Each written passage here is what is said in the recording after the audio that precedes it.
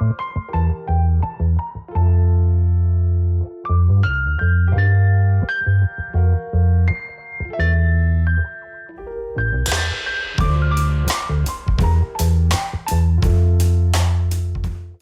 could do land acknowledgement. And I want to introduce Ines. Thank you for coming, everyone. And I know it's during the daytime. I know everybody's working, but whoever available will be, like I mentioned, they will be joining. But this event will be broadcast, and we could watch it, and we could share it in YouTube, and you could watch it again and again. So I wish we were videotaped you when you came in the beginning in January as well. But it's now we have over virtually. We could tape everything and everybody could watch it. And sometimes I forget what you told me in the beginning of the year. So we will have a chance to watch it again. And I just want to say thank you, everyone, for joining us. And I want to introduce Ines, who are very active members through the Mother Space and the safety as well. Since beginning of how many years the safety table has been advocating for that. And I just want to introduce Ines. Ines, go ahead. Maybe you could introduce well yourself. Hi, everyone. My name is Ines. I'm a TCAC resident in the community, living here for many years. I've sit in many committees and welcome everybody to the workshop of Overdose. So now I'm going to read the land acknowledgement. We acknowledge the land we are meeting and is the traditional territory of many nations, including the Mississaugas of the Credit, the Anishinaabe, the Chippewa, the Haudenosaunee, and the Wendat peoples, and is now home to many diverse First Nations, Inuit, and Métis peoples. We also acknowledge that Toronto is covered by Treaty 13 within the Mississauga of the Credit. So now I would like to welcome Lydia. She's done many workshops here in the community and a lot of learning experience. And welcome, Lydia. And you could have the space now. Thank you for that. So yes, like she said, my name is Lydia. I work with St. Stephen's Community House. We are now also the neighborhood group. So we're one part of the neighborhood group. And I work specifically in the Urban Health and Homelessness Department as the HIV prevention program lead. So I do a lot of things when it comes to illness prevention as well as overdose prevention. So before we start, because it is an online workshop, I'm going to ask that everybody put their mics on mute, only until you would like to say something. So I want to encourage everybody to ask any questions, whether that's in the chat, or if you want to just turn your mic off and jump in and say, hey, I have a question, I welcome that. I personally can't see the chat, so I'm going to ask Soraya if you can monitor the chat. So if you see anything come up, just interrupt me and maybe read that out for us. That would be great. Sorry, Lydia, Sarah is also monitoring the chat at the end, so we will give you all the questionnaire from the chat as well. Perfect. Thank you. Yeah, so I think that is about it for starting. And let's jump right into overdose prevention. So I want to ask a few questions first to see what you might know and what your experiences are with the few questions that I have. So feel free to put this in the chat or to speak up. So this is called myth or fact. I'm going to say a statement. You tell me if you believe this to be a myth or a fact. Okay, so if you think it's true or not. So my first question is, you cannot overdose on prescription medication. So if you want to put it in the chat, myth or fact, or if you want to jump in and say your piece, I'm going to give you guys a couple seconds to do that.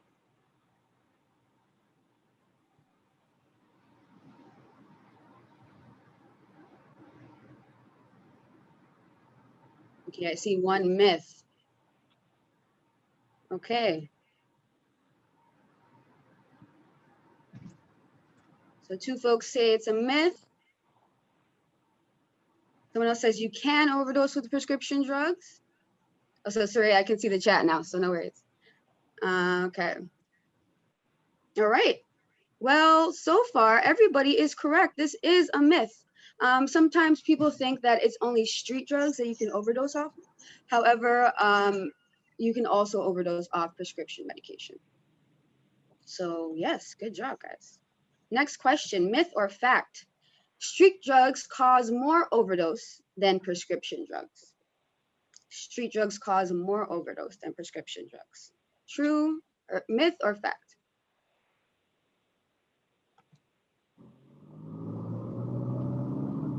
I see myth. You can write it in the chat. You can just jump on in.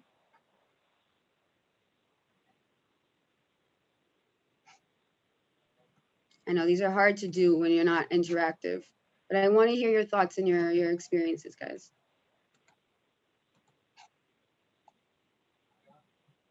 Fact, I got one. Okay.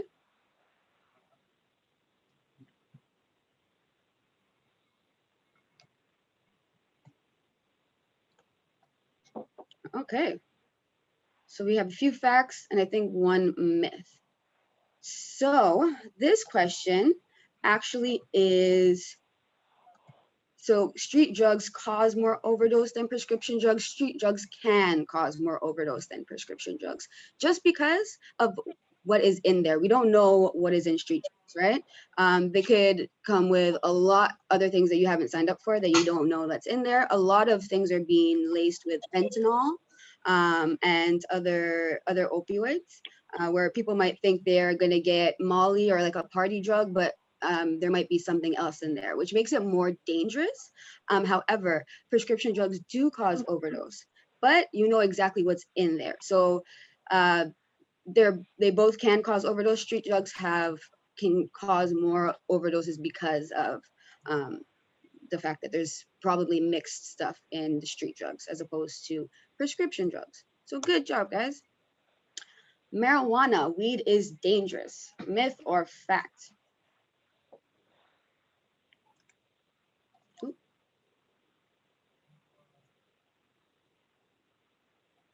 Let me get this back on slideshow.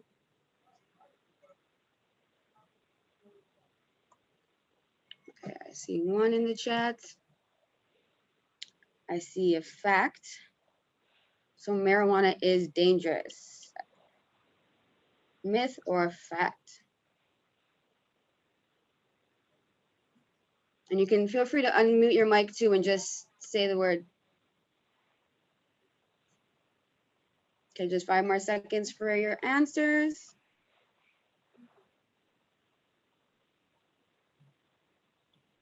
Okay.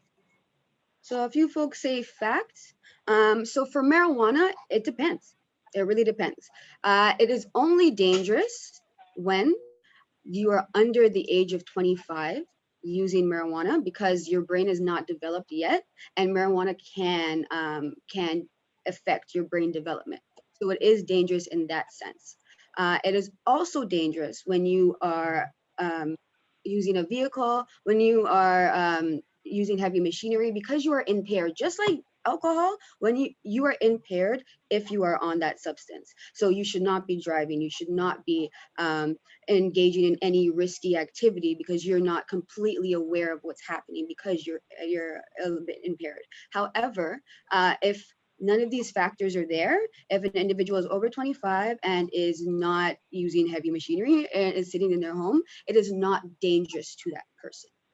Smoking in general is dangerous or can affect your lungs. So if regardless of what you're smoking, it's going to affect your lungs.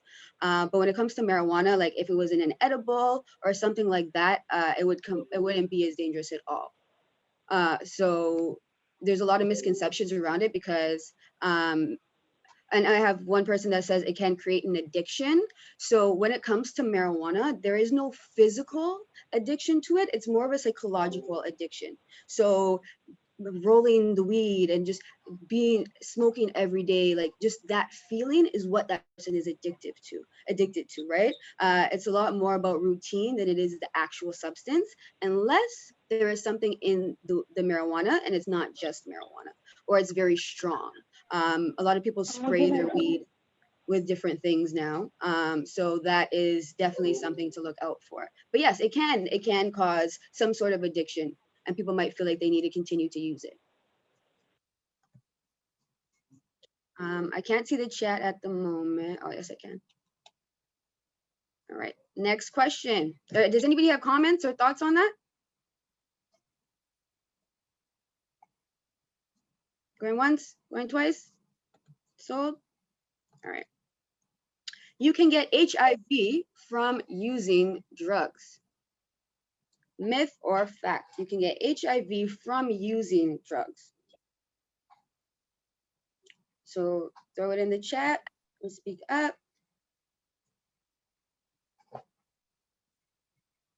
Okay, we got one myth.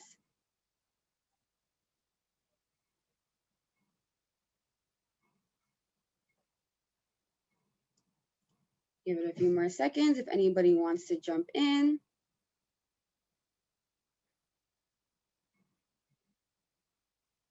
We got another myth. We got a fact. Okay. All right, thank you guys for participating. So for this comment, you can get HIV from using drugs. This is a myth. So you cannot contract HIV from using drugs. You can contract HIV from sharing drug works like needles. Specifically, needles is the highest risk of transmitting HIV. It's a lot harder to transmit it other ways when it comes to drug use.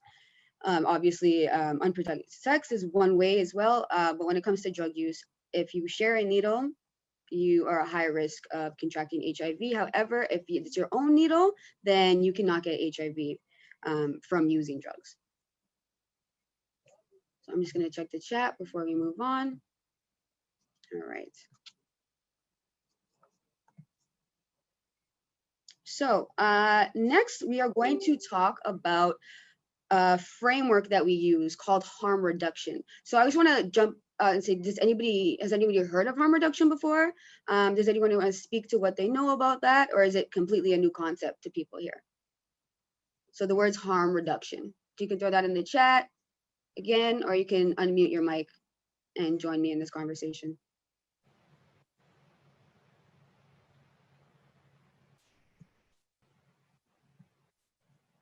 So the word harm reduction, if you've heard it before, please speak up. If you haven't, let us know.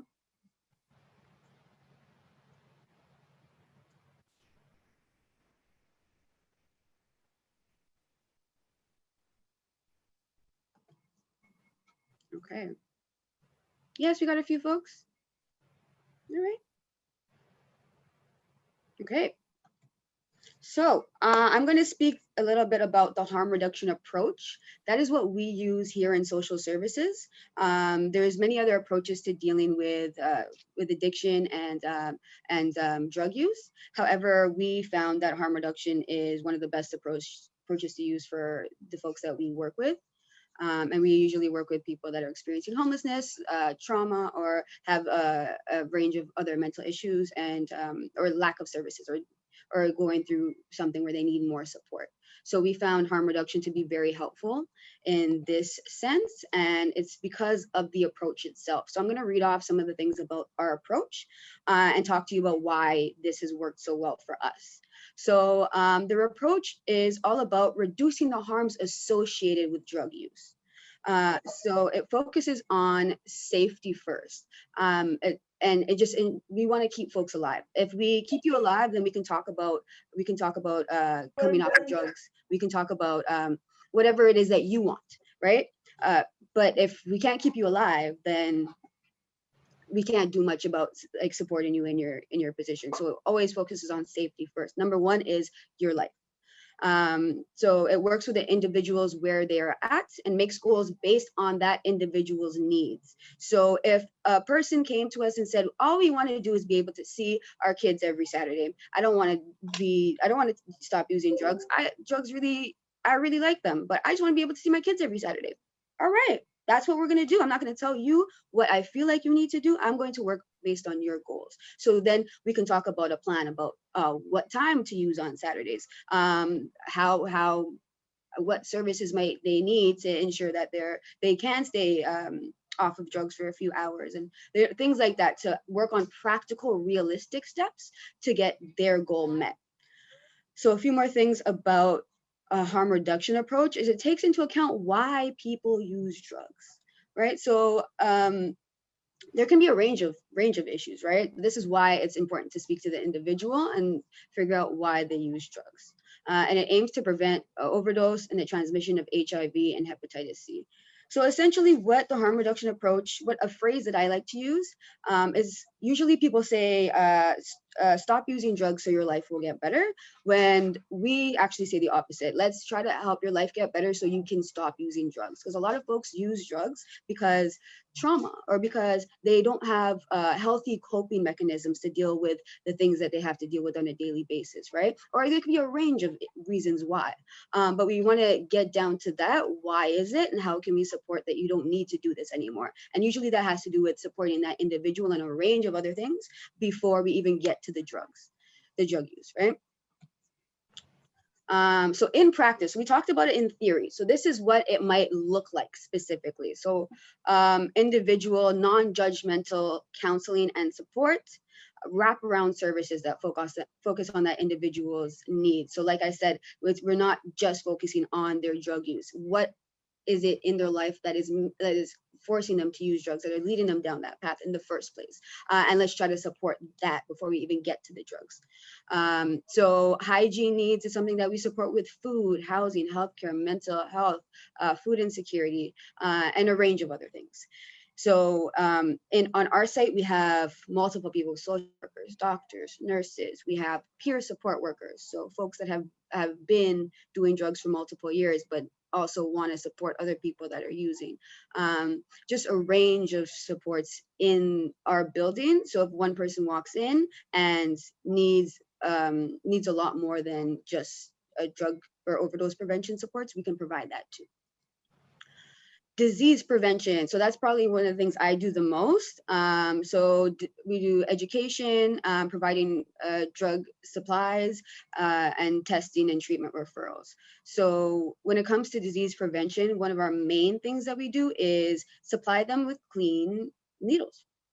If you don't share needles, then you will not contract HIV or hepatitis C. If you don't share needles with other people that you don't know if they have it or not, right? So what we do is we supply them with clean needles, clean pipes, clean, all the other drug works as well, so that they do not have to share them. So this is focusing on their life, right? Not about telling them that what they're doing is wrong. No, how do we keep you alive? So that is not transmitting or contracting one of these various diseases that could eventually kill the person, right? Or eventually really hurt their immune system to a point where they can't fight back. Overdose prevention. So that's something we're going to talk about a lot more in this workshop. So harm reduction practice does a range of things to support overdose prevention. So we have places that we call safe injection sites and overdose prevention sites. These are sites that a person that uses drugs can come into and use drugs with the supervision of a nurse, a doctor, or a peer worker that is ready to respond in the case of an overdose, okay? So there's a lot of pushback in terms of this, because I've heard people say, why are you gonna give them a place to use drugs? Aren't you enabling them? But it's, when we take in what harm reduction means, is about safety first, right? We're not telling them what to do. So we're not going to say you shouldn't be using drugs in the first place. No, you're going to use drugs anyways. Let's make sure you're doing it in a safe, controlled environment so that we can work on your other needs and figure out how we can best support you. Okay. So including, we also distribute naloxone, which we'll talk a lot more about later, and do drug testing. So essentially, there's a few sites in the city that you can walk into and get your drugs tested. So if you buy street drugs and you don't know what's in them, you can get your drugs tested. That takes about a day though. So a lot of people don't want to wait. Like, they want to get their drugs and use their drugs. However, they want to be safe because they want to live. So that's a barrier in drug testing, but that's another way that we support overdose prevention in harm reduction practice. So now I'm going to move on to overdose. So what is an overdose? So an overdose occurs when a person uses more of a drug or a combination of drugs, more than the body can handle. So as a consequence, the brain is unable to control basic life functions, and this person may pass out or stop breathing, have heart failure, experience seizures, and a range of other things. And without medical intervention, overdose usually leads to death. Especially with the drugs now, especially with the street drugs now, usually lead to death without intervention. That's why overdose prevention sites are actually really important, because folks are going to use anyways, right? So how can we ensure that you're not going to overdose and somebody's there to respond? Okay. Any thoughts or questions before we move on? Yep, Inez? Okay, so I have a couple of questions that we've sat down and asked. Can we ask at the end or no? When you finish? If you think it's relevant now, you can jump in now. If you want to wait for it all at the end, it's up to you. Unless we could, what do you think? You could wait at the end? Yeah, we could wait. Okay. It's up to you. Okay. Okay. If you see anything relevant, like if it's specific to overdose, feel free to jump in and ask that question. Well, okay, maybe this one will be with that one. What are the signs of overdose? Good question. So I'm gonna talk about that a lot more. We're gonna talk about the different drugs and the different signs of overdose for those drugs a little bit more in the workshop. So I got you on that. Those answers coming up shortly. Okay, I have a whole bunch of questions, but I'll ask you at the end. Yeah. Okay. Thank All you. right. No worries. Anyone else that would like to jump in? Any thoughts or questions before we move on? I think we could hold our question at the end. Okay. Remember to write them down or throw them in the chat, please. Yeah, So we have get on Friday, so we have a couple of questionnaires. Okay, great. Okay, so we can move on. So who can overdose? Essentially, anyone can overdose, right? So it doesn't matter if you're a first-time user, if you're a long-time user, young, old, doesn't matter.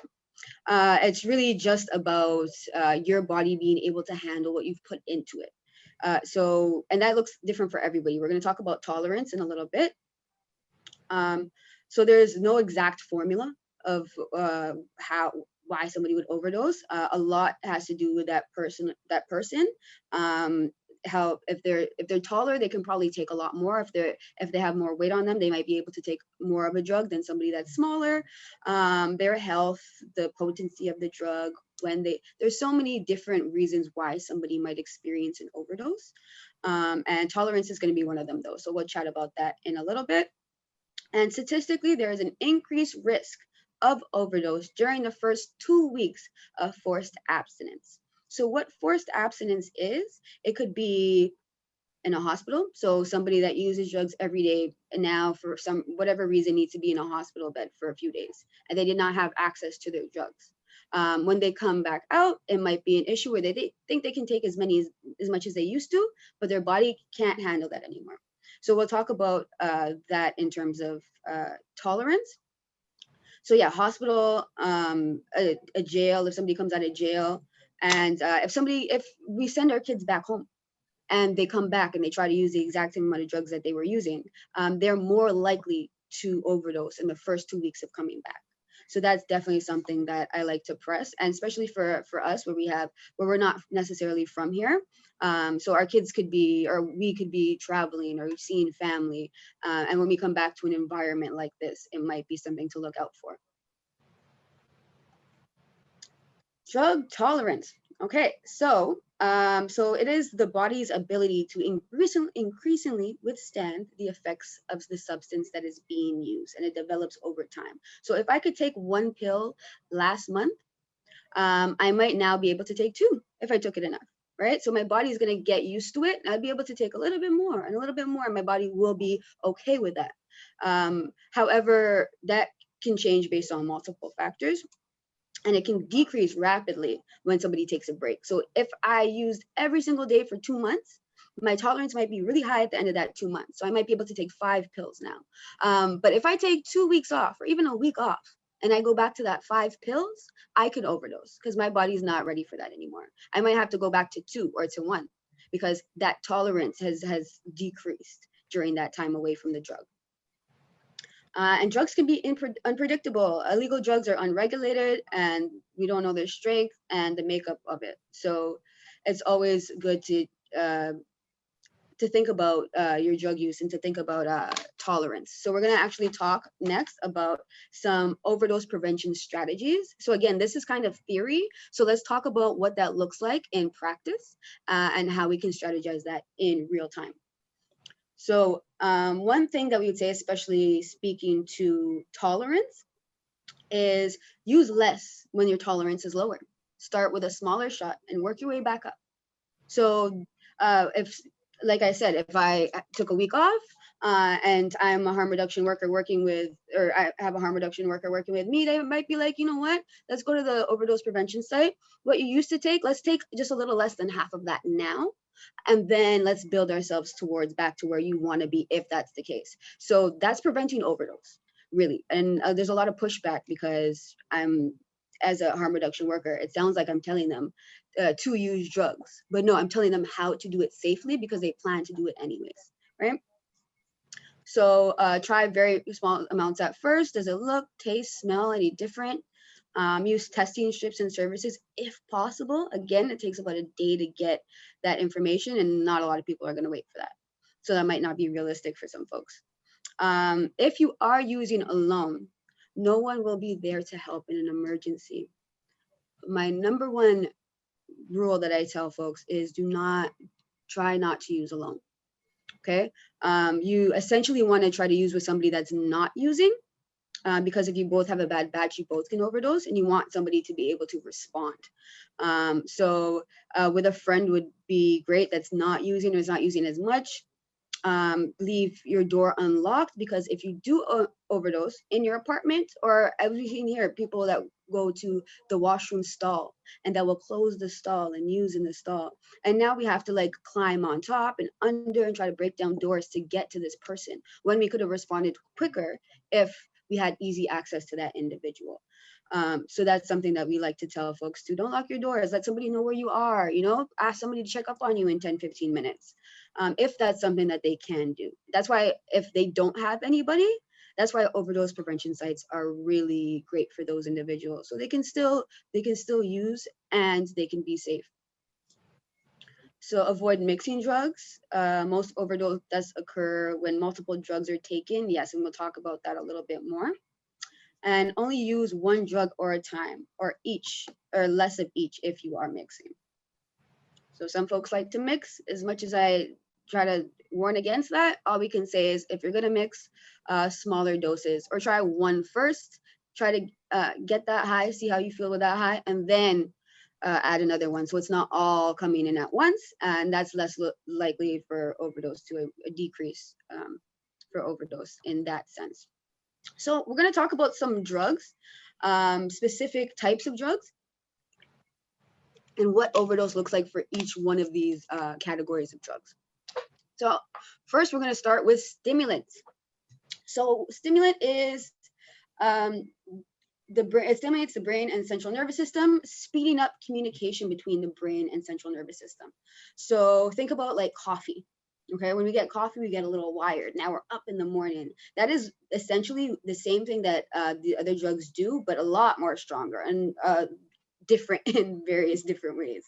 But essentially they're all uppers or all stimulants. So they do stimulate your nervous system. So some common ones that we would see here is crack, cocaine, crystal meth, ecstasy, nicotine, coffee, Adderall as well. It's not on the list, but it is on the picture there. Most of these drugs are used for different reasons. So something like Adderall is usually seen in college students. So in order to stay up and to finish their exams, a lot of college students end up using Adderall or being addicted to Adderall based on just trying to get good grades. So that's something, especially if we're working with college students, something that we like to look out for. And then crack and cocaine, crystal meth, usually a lot of these other things you can find on the street. Any thoughts, questions before we move on? So Okay. people have a lot of question and regarding, let's say, not aware of any of those, the difference between cocaine, cracks, crystal, whatever. My child coming home with one of those or whatever, what that looks like, what that smells like, all of that, it's like Yeah, taboo even to mention. Yeah. true. So I can speak to a few of them from my knowledge. So cocaine is a white powdery substance. So if you find like a little baggie of like powder, it could be cocaine. However, it could be like, you know, like the juice that you put in the water and shake up. So you never really know until you test it or try it. But that's something to look out to. If it's a smaller baggie, it might be drugs. It might be. Crack is a hard substance, a harder substance. So it actually, they use cocaine to make it, but it's cooked cocaine.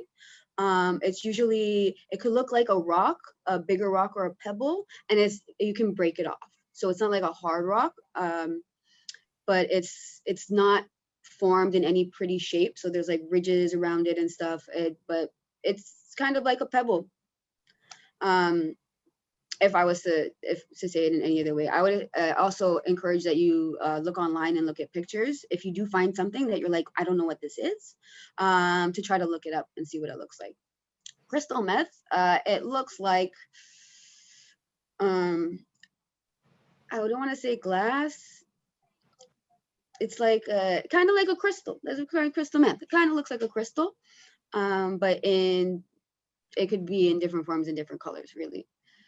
Ecstasy is a pill. Usually it might have like a stamp of something, it could be a flower, it could be, it usually has a stamp of something, but it doesn't always have to. So it's usually a colorful small pill. And there's something called Molly as well that young people are starting to use a lot, or that have been. That is kind of like a derivative of ecstasy and MDMA. Everything else, I'm not sure if I could tell you what they look like, like Ritalin and Adderall, they are prescribed drugs. So usually they are prescribed to someone else, and that is how other people get their hands on it. So you can see them like they would just look like anything in your pharmacy. You might think they're antibiotics and not realize it's Adderall. So that's something else. But if ever you feel like you don't know what something is, take a look at it and try to look it up, because it might be something that you need to have a conversation about. So recognizing a stimulant overdose. So it's actually harder to overdose on stimulants. It's actually really hard. So you would have to take a really large amount, probably like the weight of your body, in order to overdose off of stimulants. So the real issue here is what it does to your heart and what it does to your brain and to your blood vessels, because just as coffee, now you're a little more wired. Your heart is beating maybe a little faster, right? And that can cause, with too much of that, that can cause heart attacks, that can cause stroke, that can cause, if it's too much for your brain, it can cause seizures. That is really where the worry lies when it comes to stimulants, is using too much and hurting your cardiovascular system, really, or affecting your breathing, or those types of things. However, if this is mixed, if say we mix cocaine with an opioid, which we'll talk about later, then you have a lot higher risk of overdosing. So I'm just going to put a pin in that now, and we'll talk about opioids later and mixing of drugs. But this is specifically for stimulants. So some things that you might want to look out for in terms of stimulant overdose, if it does happen, which is rare: elevated body temperatures, pain, chest tightness in the chest, a pounding heart, and that might be a sign of a heart attack. Irregular breathing or shortness of breath, stroke. So usually you can see that with like numbness on one side of the body, if that person slurs their speech, if they're not able to like raise their arms up the same length. Those are some things that you can see if a stroke happens. Seizures and loss of consciousness. So those are some things to look out for when you're recognizing a stimulant overdose. So next we're going to talk about hallucinogens. And this also is hard to overdose. However, it's really important that we understand what they are. So if anything happens, like if we see these signs in our community members and our kids, that we can respond to them accordingly. So hallucinogens, they interfere with the brain and central nervous system in a way that results in a disorientation of reality and hallucinations called psychedelics. So essentially, I could be seeing unicorns and um, I could be seeing a lot of things that are not there. Bugs crawling up the wall. It's the drug playing tricks on my mind. That's why it's called a hallucinogen. So there's a few ones that we should look out for. Cannabis is under this, so marijuana is under this. However, it doesn't have the psychedelic properties that the other ones do. So it would be really mild. And I personally haven't really heard of people hallucinating on marijuana. So it's under this for its own class reasons. Acid, LSD. So that looks like a stamp. That looks like the stamp here.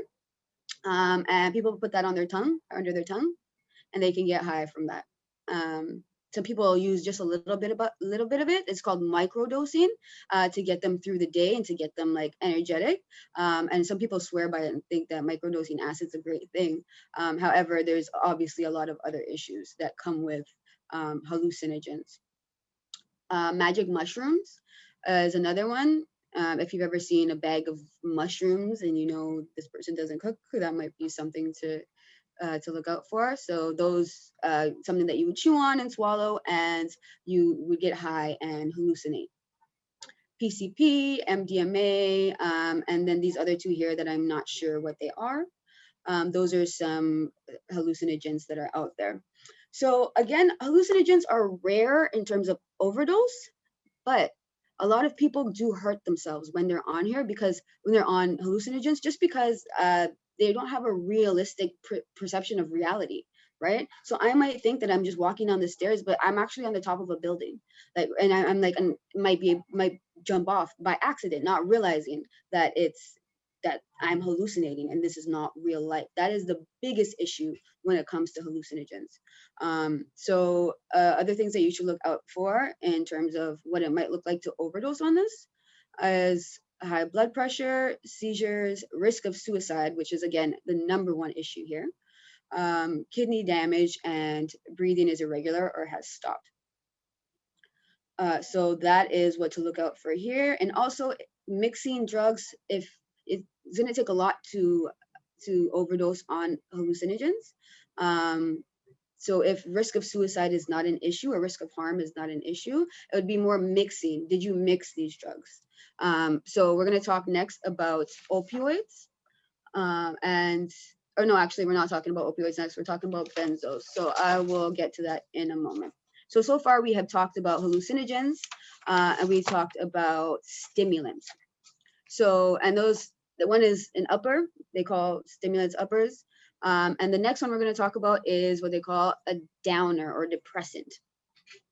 So what these are is they're actually prescribed for anti-anxiety. Majority of them are prescribed for anti-anxiety medication, but they're highly misused and highly addicted, especially in young people right now. So high school kids, like this is what we're seeing a lot of. So what it does is it slows down the activity of the brain and the central nervous system. Is prescribed for sleep as well as anti-anxiety medication. A lot of folks are using this. The first one here and the one we have the picture of, Xanax, is one of the most popular depressants that young people are using today. It's in a lot of music videos. A lot of rappers are singing about it, and it's influencing our kids just like the rest of the media does. So I actually see this a lot more in teenagers than any other population of people. And it kind of just like slows them down, and they're like, more mellow, and life is not so serious, and they're not really like, it's meant for people that have anxiety. So if you don't have anxiety and you're taking it, you're completely calm and not really focusing on what's happening. And then some people like that just because they get to chill out and be mellow. But too much of this, you can see somebody having a harder time to walk. So slow walk, slow speech, tripping on themselves, things like that is something that you might see with Xanax or with any depressant. A few other things, clozapam, diazepam, lorazepam. These are usually in our cupboards, right? These help us sleep. We have these for many reasons. This also, young people are looking in cupboards and finding what ends with the word Pam and knowing that this is a depressant and this is a anti-anxiety medication and that it can get them high. So that's something to look out for as well. If you have any of these in your cupboards, I would suggest that you put them in a place where a young person will not have access to that. So those are the class of benzodiazepines, which are depressants. Addiction is highly common. However, overdose is rare once again. So if overdose occurs, it's usually mixing these depressants with alcohol or with other depressants and opioids. So another depressant is opioids. This right here is the biggest issue. So there's something called the opioid crisis that has been happening for a little while now. This crisis is a bunch of folks are dying because of opioids. So the opioid crisis started when pharmaceutical companies told doctors that these medications, these painkillers, they're not addictive. You can prescribe them. So that's what doctors did. They prescribed them all the time and a lot. And people got hooked on them. And then people started getting addicted to them. Okay. So after that, street drugs came into play because now if I had an injury and I was prescribed an opioid for that injury is, I'm healed now, maybe for a month or two, after a month or two, but I'm still addicted, but I can't get my prescription refilled. So that's when folks might turn to heroin or might turn to another street opioid to fill that need, right?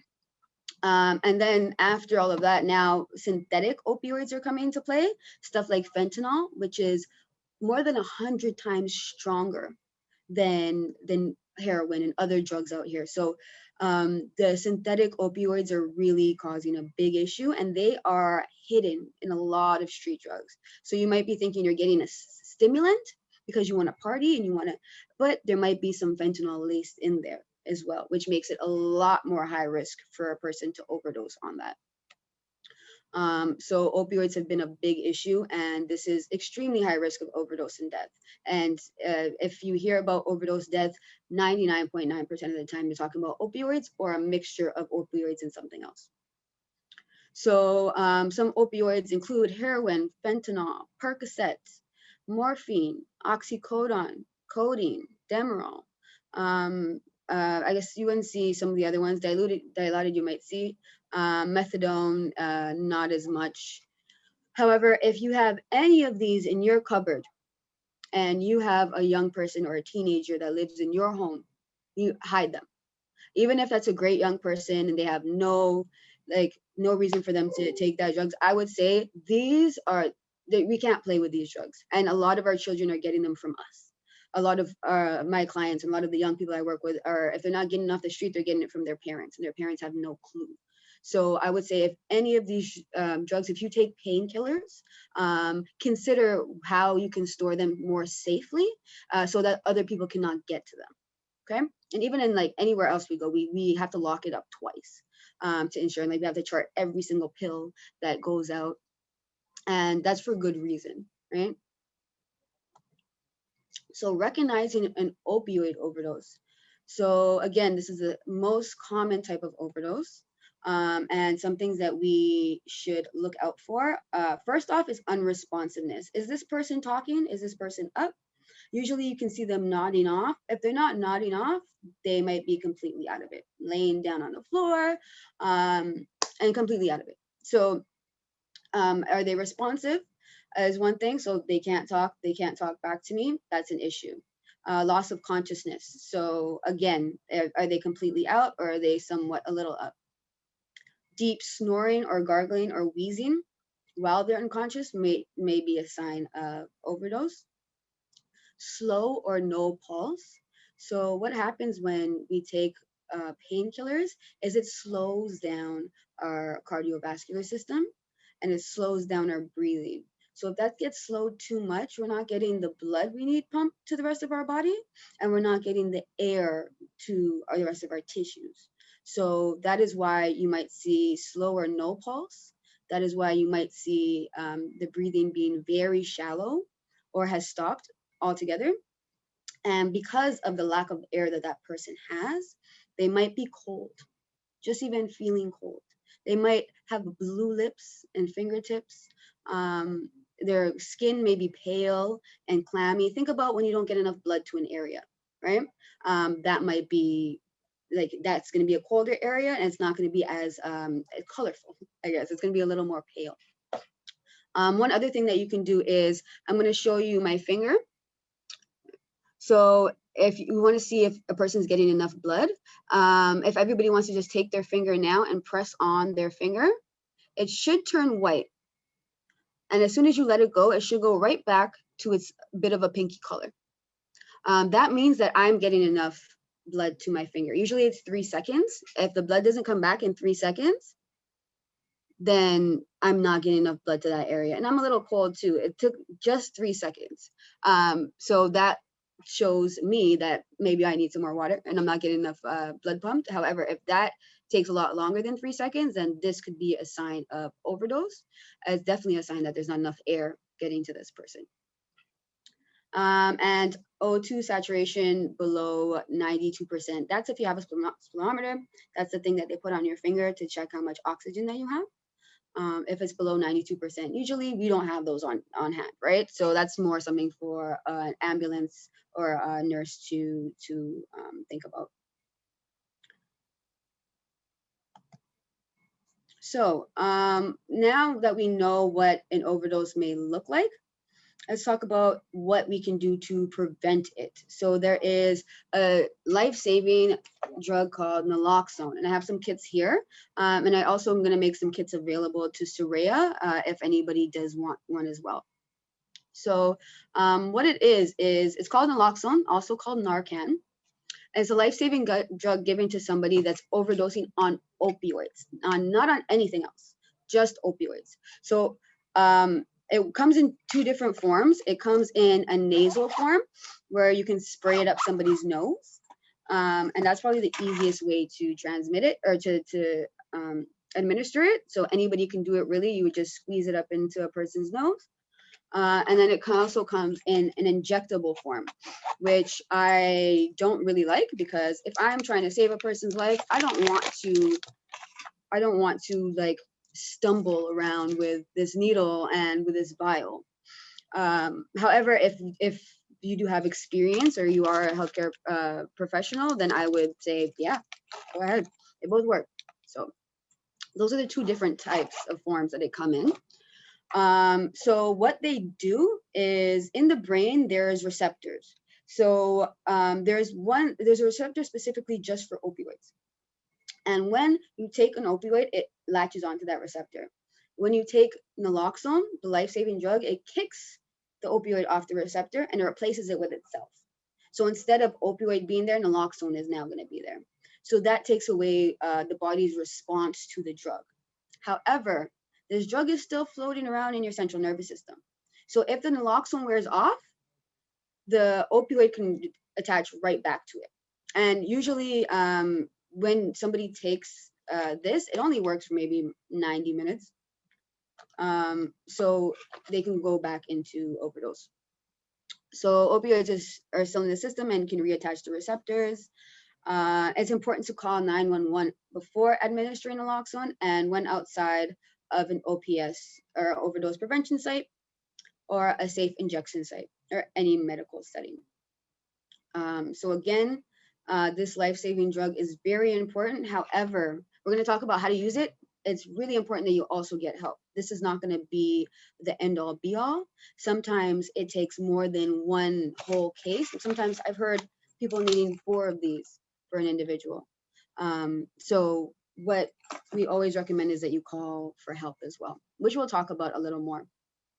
Just before I go on, does anybody want to share anything Does anybody feel like they need a 2-minute break?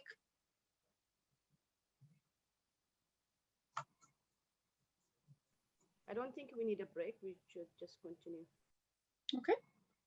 So speaking of naloxone, let's see what is in one of these kits. So I have one here with me. So we have 2 Narcan sprays, 2 of these sprays. These have the full amount of a dose in them. So there's 2 doses here. And you want to have both doses with you. And we'll talk about how to use them a bit later, but let's just talk about what's in this kit right now. So these 2, a pair of... sorry to interrupt. Can you just, on your camera, the product that you are showing, just to get a visual for it. So if you can forward it for the, yes, that's just for a few seconds, each of them. Okay. Thank you. Okay. Yeah, no problem. Okay, so yes, that's the naloxone itself. So this is what you'll have, 2 of these. If you do have an injectable, you'll have 2 vials. So these vials have naloxone in them.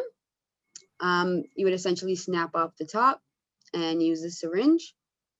But you would have 2 doses, regardless if that is injectable or nasal, you will have 2 doses. Okay. And then, of course, a pair of latex gloves for any reason that you don't feel like you want to touch that person or you don't think it's safe. There's a pair of gloves here for you. A one-way breathing barrier. So if you've ever gone to CPR class, this is something. Yes, I can send the video, or I can send the PowerPoint as well. So if you're at a CPR class, they give you a barrier on top of the mannequin that you're working with, right? So this is essentially what that is. Just for that barrier, especially now during COVID, we don't really want to put our mouths on other people's mouths that we don't know. So this might be something to make you feel more comfortable when responding to an overdose. So we'll talk about how to use this in a moment, but this is what it is. Instructions. So you will also see these beautifully mapped out instructions. We're going to go through them one at a time together. But when in doubt, pull this out, because this will tell you exactly what you need to do, even if you forget, because it's a stressful situation. This will tell you exactly the steps that you need to take. So we're going to go through this together in a bit.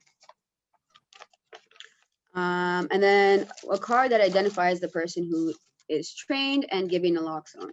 So this is the card. Do you need to sign it? Not really, but it's a good way to remember when your naloxone kit is expired, and for other people to know whose it is. So that is everything that is in a nasal naloxone kit. So now we're going to talk about how to use these items to respond to an overdose. So there are essentially 5 steps to take when responding to an overdose. So we're going to talk about the first few now. So the first one is stimulation. So I'll pull this out so you can see this as well. So first off, so when somebody's overdosing off of opioids, the loss of consciousness is one of the bigger things, or non-responsiveness was one of the telling signs of an overdose. So before we just assume that they're overdosing, but we see them losing consciousness, we're going to try to stimulate them. Hey, are you awake? Hi, can I help you? Shout their name. You can shake their shoulders. Try to get their attention. One way of getting somebody's attention, if they're completely out of it, or if they're not responding at all, is to rub your knuckles on their sternum, so right at their chest here. If you want to try that on yourself now, it hurts. So if you were to do that hard on a person that's laying down, if they are responsive, they will respond to you. They might not be happy, but they will respond to you. However, if they are completely unconscious, they will not respond. So now you know you have to act fast. because this person is completely unconscious. So yeah, our first step is just trying to get their attention. Hey, are you okay? Can I help you? What's your name? Hello? Do you hear me? Maybe rubbing on their sternum, or maybe even like a pinch or something, just to stimulate them. Because if they wake up and like, hey, I was just taking a nap, leave me alone. You're like, I'm not gonna need to give them naloxone now. Thank God, they're just fine, right? So yeah, it starts with that for sure. Next, number 2, one of the most important ones is call 911. Like we said, even if you do everything right with naloxone, that person can still go back into overdose because of it still being in their central nervous system when the naloxone wears off. So it's really important to call for help. And when you're calling, there's a few things that you can keep in mind. First off, for any time that you're responding to or you're calling 911, try to quiet down the scene around you so that they can hear you speak. Try to speak clearly and calmly as much as possible, because a lot of the times we're calling 911, we're in an emergency situation, right? But do your best to speak clearly so they understand exactly what you need. Ask the dispatcher for an ambulance. Let them know that this person is not breathing and not responsive. So I highlighted this because if you call 911 and say that there's somebody that has overdosed, they don't only bring the ambulance, they also bring the police. So if for any reason a person doesn't want the police to be there, for many reasons, then we can call just asking for an ambulance and say somebody's not breathing. So the police will not come. Will the police meet them at the hospital afterwards? I don't know. I've never gone that far with a client to the hospital. However, if you're going to call and you feel like they have any issues with the justice system, for any reason, you don't tell them that the person is overdosing. But when the ambulance does come, that's when you want to tell them what happened. I gave them naloxone. They seemed like they were overdosing. That's when you want to tell them so they know exactly how to respond. But just to avoid the police, because a lot of folks will not feel comfortable, and now they might not want to come back and ask for your support when they really need it, because they think that you're going to criminalize them, because drug users are criminalized a lot, right? So that's just a way that somebody might think. And just to break the barrier, let's try to make it as a smooth transition as possible to the hospital. Tell the dispatcher exactly where you are. If you can get someone else to wait for the ambulance while you stay with somebody that's overdosed, that's ideal. 2 folks is better than 1 when you're responding. Once the ambulance has arrived, tell them as much as you know. Be as honest as you possibly can. Tell them how much naloxone you gave them and what drug you think that this person has taken, if you know. This will ensure that they can provide the best care and response.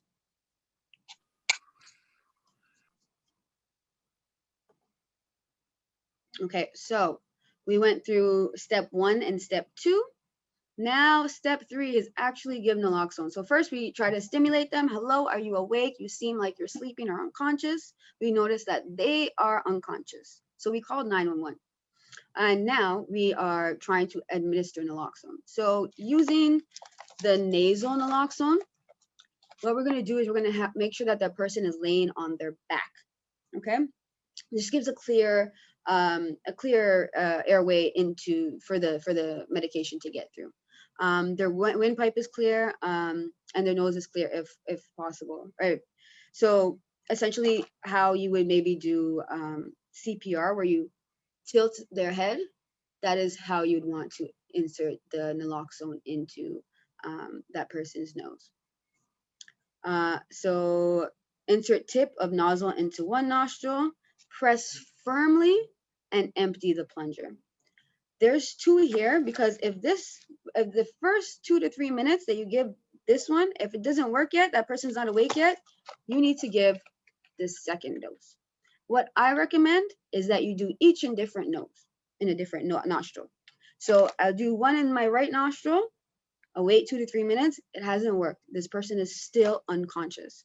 I'm going to use the second one in the left nostril, just because if that person for any reason has a deviated septum, anything that can occlude their nostril where they can't get the medication, we want to try to avoid that and try both.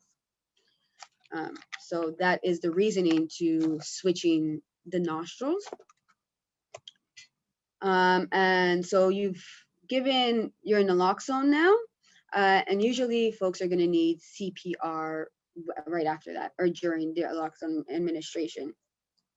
So you can perform rescue breathing or CPR if a person is still unresponsive.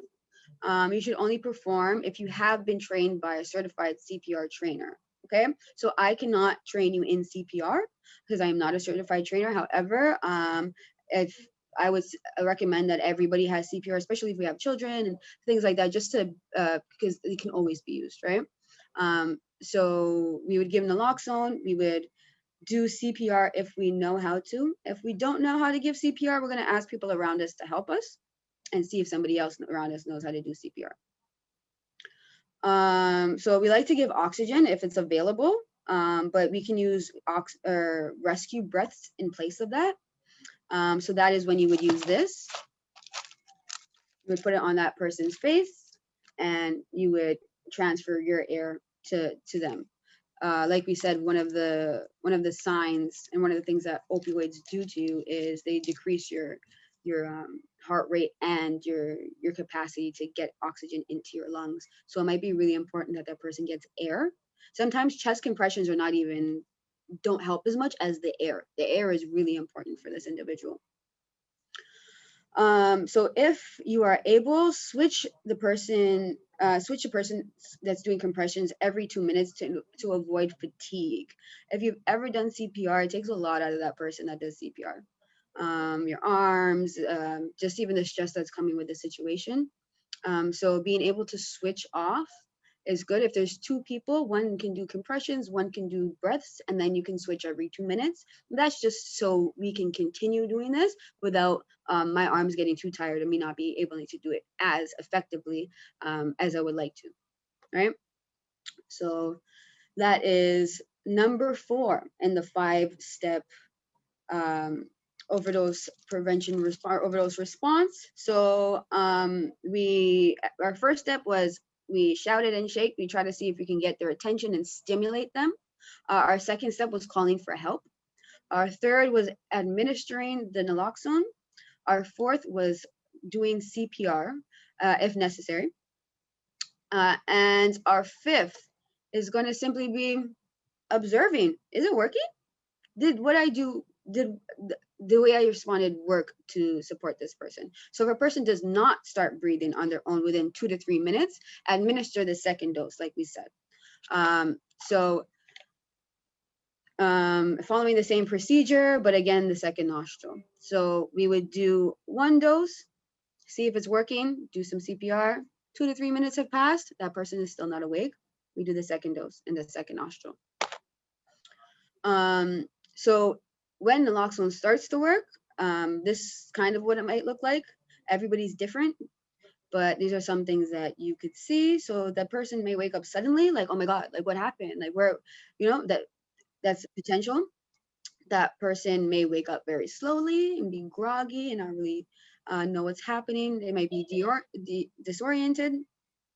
They might want to use more drugs because now I got all of the opioid in my system kicked out of off of my receptor. So even though it's still in my central nervous system, I can't feel the high. I'm not high anymore, right? So what I would do, or what somebody might want to do, is I want to use more drugs now because now I'm going through withdrawal. I'm not high, when that can actually cause a bigger overdose and a lot bigger issues and cause death a lot more likely to. It may cause mild to severe withdrawal symptoms. Naloxone might, just because it is kicked off of the opioid receptor. And if somebody has been using for a very long time, they might need a little bit on the receptor just to like be able to keep going. And they might start to feel withdrawal symptoms. And withdrawal symptoms suck. Like it's throwing up, sweating. Like it's a lot of people just try to avoid the withdrawal symptoms. So if somebody gets naloxone, wakes up and says, I want more drugs now because I'm like, I already feel really bad because of the withdrawal symptoms. That's why it's like we would need support in supporting that person. So that's why it's always good to call for help, because by yourself, that might not be something easy to navigate, to tell them not to use again. A few other things. So for a person who's dependent on opioids, once it wears off, these withdrawal symptoms tend to subside. So some of the withdrawal symptoms, yeah, agitation, anxiety, muscle aches, sweating, nausea, and vomiting. So those are some withdrawal symptoms, and once the naloxone wears off, these wear off a little bit as well because of the opioids left in their system. Naloxone only works for 30 to 90 minutes, and a person can go back into overdose. Like I said, this is why step number 2, call for help, is so important, because even if you do all you can, then it might not be everything that they need. They might need a lot more support, and usually do. So responding to an overdose. So how can you help? How can we help when responding to an overdose? So one thing you can do is you can stay with that person. If you've done all these steps, or if you don't even know these steps, either way, you can stay with that person and wait for the ambulance to arrive. And when they wake up, explain what happened. So you were unconscious. We believe it might have been an overdose, and just orientate them back into reality. Urge them not to use drugs. This might not be very easy to do, but try to urge them not to use drugs. Using more drugs will not make them feel any better, and will increase their chance of overdose once the naloxone wears off. And watch for signs and symptoms of overdose returning. So again, if you take naloxone and it starts to wear off, the signs might come back, the shortness of breath and the heart rate, things like that might come back because naloxone is wearing off. So you need to watch for signs of that as well. That is some things you can do if you're staying with somebody that is when responding to an overdose. So last but definitely not least, we're going to talk about the recovery position. So if a person starts to breathe on their own, or for any reason you need to leave this person by themselves, you need to place them in the recovery position. There are many ways that we can do this, but essentially the most important thing I want you to remember is this person needs to be on their side, and they need to have, they should not be able to turn back. So if you see number 4 in the pictures in the PowerPoint presentation, the person's leg is over them. So if I'm turned this way and my leg is over, I have less likely to turn back. So I'll stay here. Okay. So if a person ends up vomiting, they won't choke on their vomit. And it's just a better way to, if you ever have to leave them, or if they need to lay down and rest, to put them in that recovery position. So again, there's specific ways you can do this. The most important thing that you need to do is ensure that they are on their side and that they cannot turn. Okay, that's the number one thing. There is step-by-step how to do it here. There is like a nice arm tucked under their face and things like that. Like that's nice and that's great. But the number one thing to remember is to keep them on their side. So I just wanted to emphasize that. Place a person in the recovery position gives gravity assistance in clearing the physical obstruction of the airway by the tongue, and also gives a clear route to which fluid can drain from the airway, preventing choking. So that's why it's very important to use the recovery position. All the other steps kind of just helps the person that's putting them in the recovery position to do so. So if I was going to turn to my left, I could raise my left arm.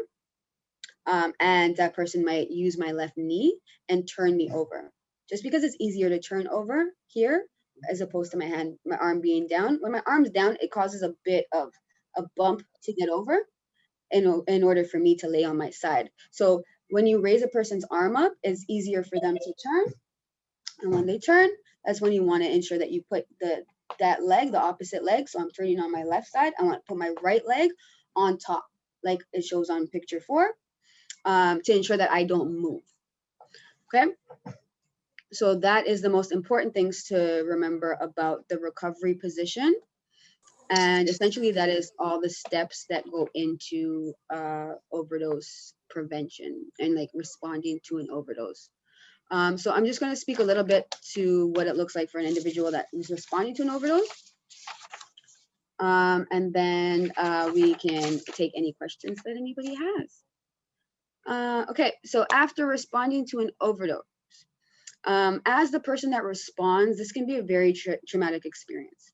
So I always encourage people to find somebody to chat with, whether that's a supervisor at work or a peer or a colleague. Talk about what that experience was for you and allow yourself to feel those emotions.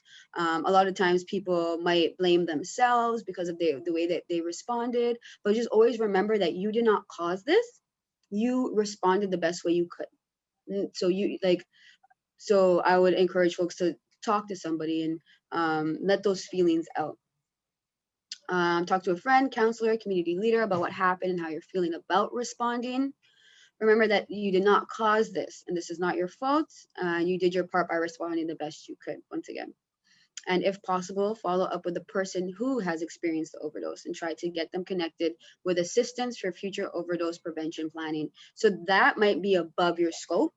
That you might want to say, hey, or you've never met this person before, so you might not follow up with them. And that's fine. That's fine. You do what you can. Okay. So I hope that was not too quick. I am now taking any questions that you might have. Thank you, Lydia. That was beautiful and amazing. Even though we push it aside, that we don't talk about it a lot, but this is real, and a lot of young people are dying in the community because of the overdose. And there is a lot of stigma tied to it, especially on the new generation of immigrant. So we've been seeing right now in the community in not revealing what is that person, how he passed away. But it's we've been hearing a rumor that the person is died because of the overdose. So I think we should do it more often so we could have this conversation. So to prevent the young people who are dying from overdose. So we have the organizer who are making this event happen, and we were brainstorming and coming up the questionnaire and pushing it, that how do you gonna have a conversation with your teenager if you see that? So we brainstormed, we came up with the questionnaire. So INAS have a questionnaire that we collect in the mother space. Okay. And also we have Canadian Women Association have questionnaire, IHMS have questionnaire, and then we could open it on the floor and also in chat. Sarah is monitoring on all of the chat, and she will bring that to you and to your attention. And anybody else could have, we could open it up for the floor for the question as well after, if they want to open their video and they could ask question. Okay, go Ines. Okay, hi Lydia. I have, I think it's 6 questions. The first one is, how do I know if a person is overdosed? So depending on what they're overdosing on, again, if it is opioids, which is the highest rate of overdoses that happen is opioids. Again, that person would experience probably have loss of consciousness or not very responsive. So usually we see them dozing off, not being able to stay up, or just completely unconscious. That is one way to see it. Also, a low heart rate, that might not be something that you can see or might not be as obvious, but the cold, clammy skin, that means that they're not getting enough oxygen and blood, because again, it slows down your breathing and your heart rate. So you're not getting enough blood, which can cause it to be colder, and not getting enough oxygen, which can affect their tissue. So loss of consciousness, cold, blue lips, maybe blue fingers. And the trick I showed you with your finger there, that's something that you'll be able to do. So when you press it, if it doesn't go back to its pink fleshy self in about 3 seconds, they're not getting enough oxygen to their extremities. And those are, and then also look around them. Like, is there a needle close? Is there a pill bottle? Like, is there anything that signifies that this might be an overdose? So those are some things that we should really look out for, I think, number one. Okay, and then I have another question. How did you know if your child is taking drugs? That's a big question. A lot of parents never know. right? Kids are smart. Kids, like, we, as a young person myself, like, we go out of our way to make sure that we're not obvious, right? So we might spray ourselves with something, or not come home if our eyes are red, or even use Visine. I used to do that myself when I was younger. So how do you know? How does a parent know if their kid doesn't disclose to them, or they don't find out by accident? Then they might never know, or they might never know until they figured out that their child is hurt because of this. So that's really unfortunate. What I would say is a lot of young people don't want to talk to their parents about this, and not comfortable. So just even ensuring that other folks, other role models, people they do feel comfortable with, community leaders are around that they can talk to, instead of their parents. And those community leaders can kind of like keep those parents in the loop, but in a way where it's not betraying that young person's trust. But how does a parent know? Honestly, unless it's obvious, or they tell you, or something happens because of it, the parent may never know. Okay. And then, well, I have a few. What are the signs of overdose, and how many signs are there? I know you said it, but it's just I want, the reason why I'm asking this, because I want parents to hear, because we need to keep on drilling this information. Okay. Because this, for me, I mean, this is a learning experience, but at the same time is hard too. Yeah. I'm gonna go back to that slide for us, and then we can talk about it more in depth. So for this, can I put it back? Yeah, perfect. So if the picture on the side there, that is for overdose prevention. Those are the main things that you want to see. However, number one, again, is loss of consciousness. So if there's a loss of consciousness, there's something wrong. It might not be overdose, but there's something wrong, and you know you might have to respond. And then when there's lack of, when they're cold and there's not enough blood getting to their extremities. So again, the cold, clammy skin, the blue lips and nails, is something to look out for. Pinpoint pupils. Usually if their eyes are closed, you won't see that. And I'm not one to pry somebody's eyes open. So that's not the easiest sign to see. But yes, slow pulse and heart rate as well. And snorting and gurgling if they are, if they're having a hard time breathing and they're unconscious, you might hear something of that sorts coming out of them, and that's a sign that they need some help because they're not getting a proper amount of oxygen. So yeah, loss of consciousness. Are they on the floor? Are they nodding off? How is their breathing? And are they cold? Are they blue? Are they losing oxygen?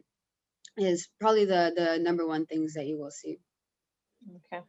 The other one is start conversation with no judgment. How do you approach a person and help them? It depends. I would say it depends on your relationship with that person at first. Family is a lot harder to talk to. So if we're talking about our kids, we want to get them connected to somebody that is non-judgment support. However, if we are that support for somebody, starts by getting to know them, letting them get to know you, right? They're not just a person that uses drugs. They're not just a person that needs support. They are Alex, they are Sandra, they are an individual, right? So letting them feel like they are an individual, letting them know that this is a space that they can come to. And if they mess up, you can talk to me about that. That's okay. I'm not going to reprimand you. A lot of folks that stop using drugs for a little while, and they're stoked about it. They tell all their workers about it, and then something happens and they relapse, and they don't want to go to their worker about it. And that's not a non-judgmental space. If they don't feel comfortable to say, hey, I messed up and I might need more support getting back on track, then it's not as supportive. So just getting to know them and allowing them to share things with you, and never telling them that they're wrong, just telling them, how does that make you feel? What's your thought process on this? So yeah. Okay. Sorry, one more. If you find someone unconscious, what do you do? Okay. I know you already explained. I'm just asking because I need to think.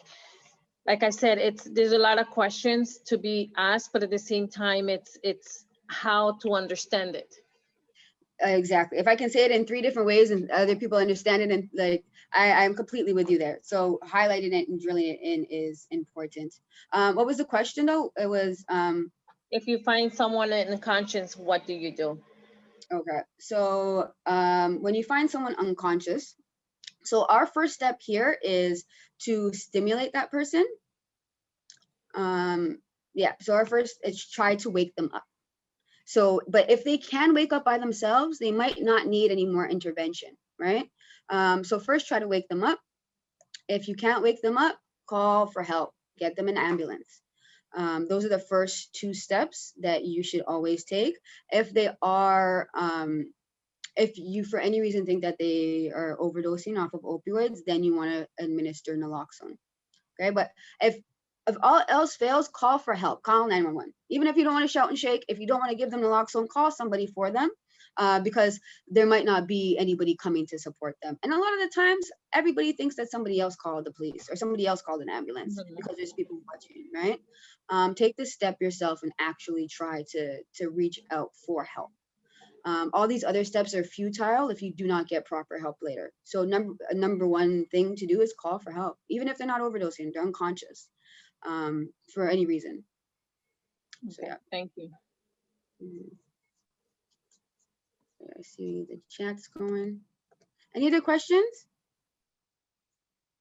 Okay, I see some in the chat. Did Ines, are you finished the questionnaire? Yeah, okay.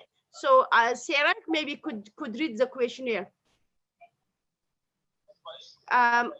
Okay. I have first question, what are the signs of drug use and addiction? I think you already mentioned it, but. Well, not completely, because signs of drug use, it depends on the drug, right? If you're signs of somebody using marijuana might just be like finding marijuana baggies, right? And signs of somebody that's using opioids might be finding needles or finding what's it called, pill bottles.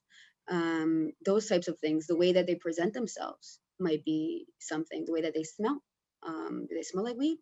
Like, you know, those could. There's so many different signs depending on the drug that they're using, and a lot of the times you will never know a person is using, especially if they're using prescription drugs or microdosing acid. And some signs of addiction, no matter what the drug is, some signs of addiction is they cannot go a day without that, and they might go out of their way to find that. So you can be addicted on a lot of things. However, even alcohol, like if they don't have it in their house and they might go to the LCBO every day, or they might be looking for Listerine and things like that. So trying to keep their addiction going is probably the number 1 sign of addiction, that they need to use it every day. And I see a second question here. I hope that answers it. Is there any follow-up questions for that one?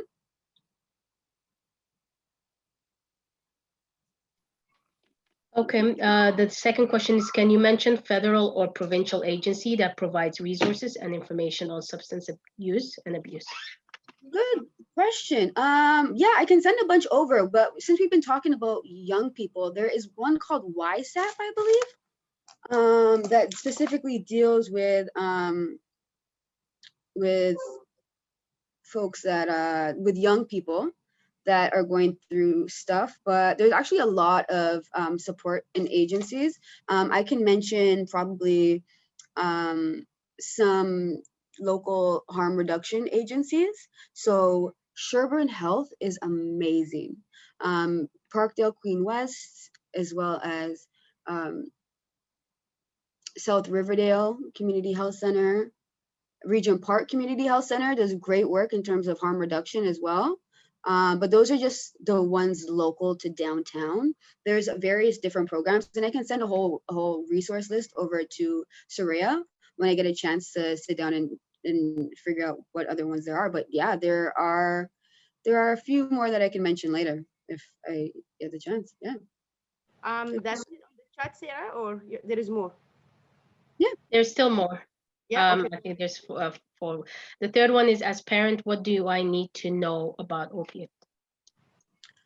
If you have them, you should know how to store them. Number one, if your child first tries opioids from the home, opioids are highly addictive. So we want to avoid their first time being at home, first off. And so storing them properly, and knowing how much you have, if you do have them in your cupboard, if you do take the painkillers. And I guess just about naloxone and how to respond if anything, and if your child is injured for any reason and you go to the hospital with them, looking for other ways and not these painkillers, maybe like anti-inflammatory medication or something like that, or low dose painkiller, and advocating for that, especially if you feel like your child has an addictive personality for any reason. That might be something that you can do and that you can know about. But storage is number one for parents, in my opinion. Okay, so the same within the same opiate is what are some of the signs, and can you mention some preventative measure for that drug? For using the drug, Yeah, signs if of you are opioid overdosed. Yeah. or preventing. Okay, so first, what are signs of opioid use? Because there's so many different opioids, it would look different, right? So heroin would look a lot different than somebody using Percocets. So let me just pull up, if I can, the drugs again. So yeah, for heroin, somebody could be injecting those drugs. And those, usually those are street drugs, and you find those more on the street. I feel like it would be a little more like obvious to see somebody that is an IV drug user, just even if you just see they're right here and can see like pokes where they have used before, where they have injected before. That is a sign. When it comes to Percocet and oxycodone, it might not be as obvious, but like they might, yeah, it won't be as obvious. It may be more finding the paraphernalia of those things, or if they're constantly high and in a state of euphoria and calm. Because remember, these are depressants, right? So they might just be chilling all day and just calm, but popping Percocets a few times a day. So that's something that we can look out for too. But with all opioids, depending if it's synthetic, street acquired, or prescription, can look so different. Thank you. And the last question is, what is overdose? What is an overdose? Yes, let me get back to this slide as well. So, so it's essentially you've taken drugs that your body can't handle, or your body can't. Oh, no, wrong one. There you go. A person uses more of a drug or a combination of drugs than the body can handle, and that is essentially what an overdose is. If you can take drugs and never overdose, you can, yeah. So if you just take too much of something or mix it and your body cannot handle it, that's when like your basic functions are no longer able to work as effectively as they have. So your basic controls and your basic functions that your central nervous system takes care of, like your heart rate and your breathing and those types of things, will be compromised. So, yeah. Okay, so Mahbub, do you have any question from IHMS? Yes. Good afternoon. Good afternoon. First of all, let me congratulate the people who organized this. This is a major and very necessary, important social problem that we have in every community. This is not only reflect in one city, but it is everywhere. And after that, so Lydia, you are really a good lesson that you provided. This drug is not an easy, and it's not only a one-time lesson. People should entertain their knowledge, aware of this regularly to find out what is really progressing in the society, right? Mm-hmm. And my question is, now you try to explain all the known and overly used drugs and how to prevent them. And at the same time, what are the symptoms and the cause for it. But what I was missing in this is not only the illegal side of the drug or some subscribed by the pharmacist, but there are another segment which started, I believe, recently, the legal sale of drug, which is the marijuana or the cannabis that is up in every store around every cities. Now it is available legally for recreational purpose, but nobody knows what will affect. That's the way how alcohol started. That's the way how cigarette started. After 20 years, 40 years, we learn how socially bankrupt the whole society in all aspects. Now we're trying to restrict it in so many ways, prevent people not to go there, right? So every substance, if it is abused, it will affect our body. Doesn't matter what we use. Yes. Now there is legal drug, which people can buy in a very regulated way, but we don't know what the harm is, right? And our children have access to that the way how they have access to alcohol and cigarettes. So what is the ramification of this? And how do we know our children and young adults are not affected by it? What are the symptoms for overdose, even that? But how much is good for our body and how much is excess? Because I know for sure, as any other drugs affected the whole society and our fabrics, this will come to hunt us back, especially when we are disadvantaged in most aspects of our lives.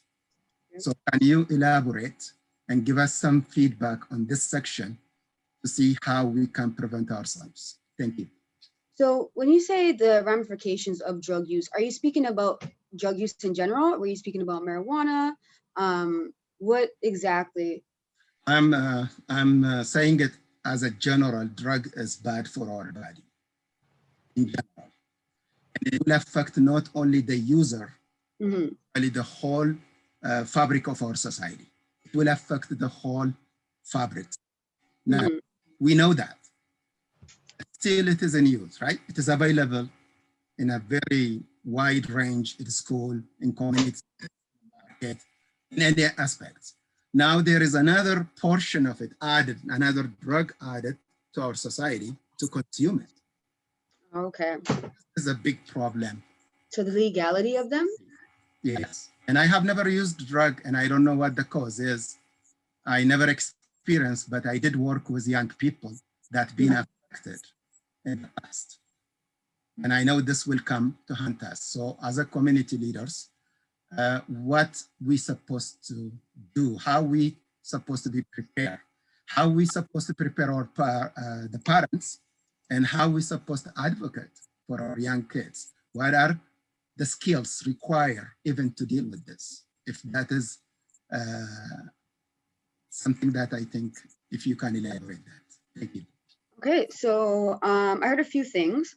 One was, what are some of the ramifications of drug use, some symptoms of overdose, and then also how do we prepare and how do we advocate and acquire skills to support our young people? That's kind of a few of the questions that I heard. Feel free to ask more, but I want to highlight the ones that I wrote down here. So with the ramification of drug use, it depends, right? Because there are so many drugs, and it's easy to group all drugs into one category of bad. However, that is not the case for a lot of drugs. It's really about that person and how it affects that individual. If somebody can use drugs once every month and enjoy it, hey, are you hurting yourself? Are you hurting your community? Like, what does that look like for that individual? But if that person is using every single day, or using amounts or using unsafely, those are when the real ramifications come into play. So using every day can affect that person's productivity, that person's everyday life, acquiring a job, going to school, being a good parent, whatever that might be. Using every day can definitely affect somebody's life. But also, what are you using every day? If it's marijuana, it is not half as bad as if something else. Just because marijuana is, you're not going to overdose on marijuana. And if you're old enough where it doesn't affect your brain development, it might not affect your life at all. So it really depends on that person, on their level of dependency on that drug, and the drug of choice. So those three things matter so much. We cannot group everybody together, but if you can specify those three things, then we can talk about what that might look like for that individual. So always look for the drug of choice, the dependency of it. And those will kind of tell you a little bit more about how it might harm that person. So yeah, we can't really generalize that, unfortunately. But some symptoms of overdose, depending on what it is, again, you're more likely to overdose off of opioids, and that affects your heart and your lungs more. So you're not going to get a strong enough heartbeat. You're not going to get enough oxygen. So those look like a bunch of different symptoms, including being cold, not getting enough oxygen to your body, enough warm blood flow to those parts of your body. And then unconsciousness, of course, because it's lack of blood to the brain too. So that's, again, opioid overdose. It's harder to overdose on other things. So I really stress opioid overdose because that's what people are really dying from right now as well too, right? That's what the opioid crisis is about. And that is probably the number one thing we look out for.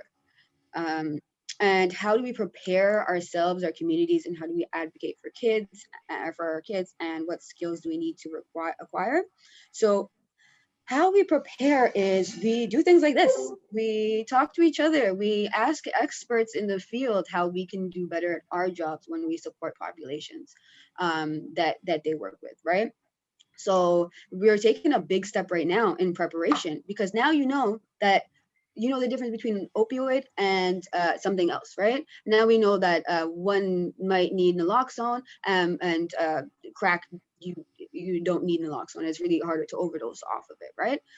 To just understanding those things, and then how you can continue to prepare is keep getting trained, not just in overdose prevention, but also in empathy, also in train yourself in like how to non-judgmental practice, trauma-informed practice.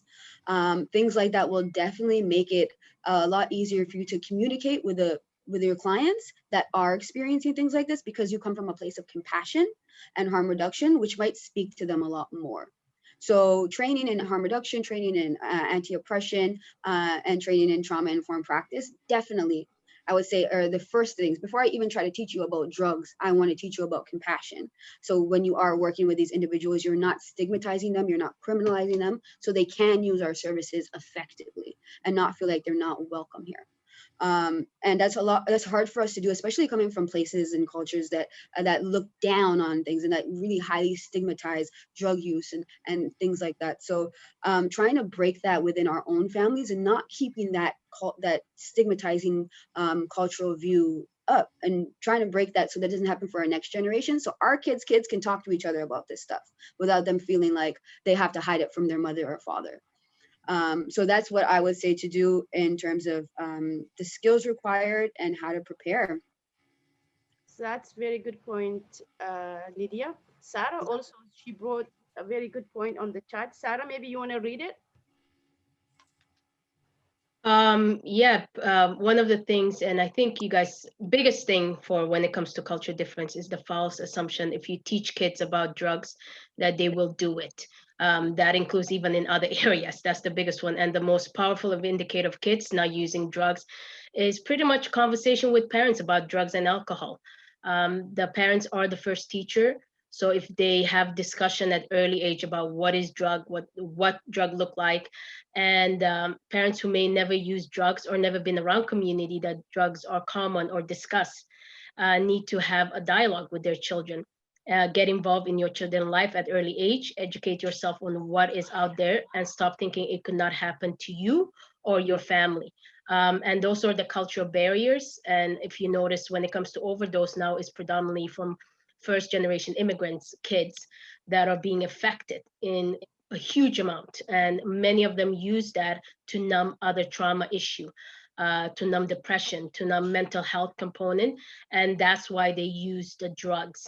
And the denial of community-based, based or either religion or faith-based, or, you know, something happened to them, or voodoo or whatever it is. The fact is depression is the cultural barrier, because the parents themselves have trauma from their back home that they haven't dealt with, and they passed on to the next generation. And nobody's talking about. The elephant in the room is that. And unless we discuss it and talk about it and have those open dialogue in all parts of the community, this will continue on, and many, many children will die on overdose and other drugs. Wow, I wouldn't say better than that. Right? Yeah. The social issues that exist, and you summed it up. Yeah.